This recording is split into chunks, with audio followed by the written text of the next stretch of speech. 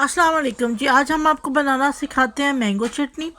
आप पहले इसकी पिक्चर देख लें और देखें ये कितनी अच्छी तरीके से बनी है और हम अभी तक हमारे घर में चल रही है। तकरीबन मुझे इसको 3 हफ्ते हो गया बनाए हुए, तो अभी तक हमने इसको बोतल में भर के रख लिया था, तो अभी तक चल रही है। लेकिन ये बहुत अच्छी बनती है और हर किस्म के स्नैक्स के साथ आप इसको खा सकते हैं। आप इसको एक दफ़ा बनाएं और आपको ये 6 महीने तक फ्रिज में रह सकती है, ख़राब नहीं होएगी। लेकिन ये है कि आप इसको पानी वाले चम्मच के साथ ना निकालें, अच्छी तरह बोतल्स में भर के रख लें तो ये अच्छी तरीके से रहेगी। तो अगर हमने जी 2 किस्म के मैंगो लिए, पका हुआ और कच्चा, दोनों मैंगो इसमें हम इस्तेमाल करेंगे ताकि खट्टापन और मीठापन दोनों इसमें आए।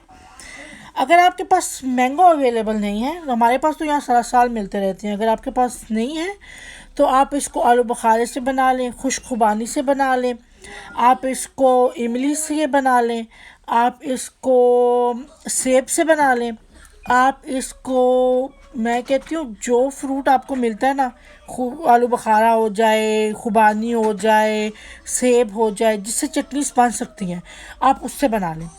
मैं तो जी मैंगो से बना रही हूँ इस टाइम। तो ये वैसे ये मैंगो की चटनी की रिसेप्ट है, लेकिन अगर आपके पास इस टाइम मैंगो नहीं है तो आप किसी और तरीके से भी बना सकते हैं, मैं इसलिए बता रही हूँ। चलिए जी हम इसके मिसालों की तरफ आते हैं।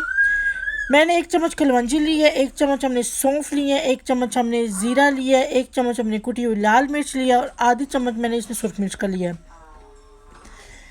और 1 बड़ा चम्मच मैं इसमें सॉल्ट डालूँगी। सॉल्ट थोड़ा ज़्यादा जाएगा ताकि ये ख़राब ना होए और इसमें सॉल्ट का जायका भी अच्छा लगता है, क्योंकि ये चटनी है, चटनियों में तो फिर मिर्च नमक तो होने ही चाहिए।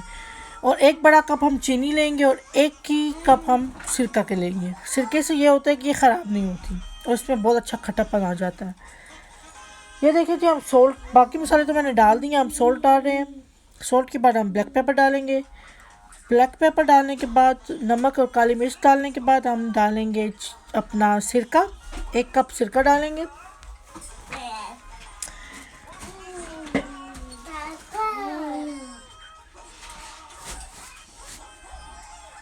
ये देखिए जी 1 कप सिरका चला गया इसमें। सिरका डालने के बाद हम इसमें 1 कप चीनी डाल लेते हैं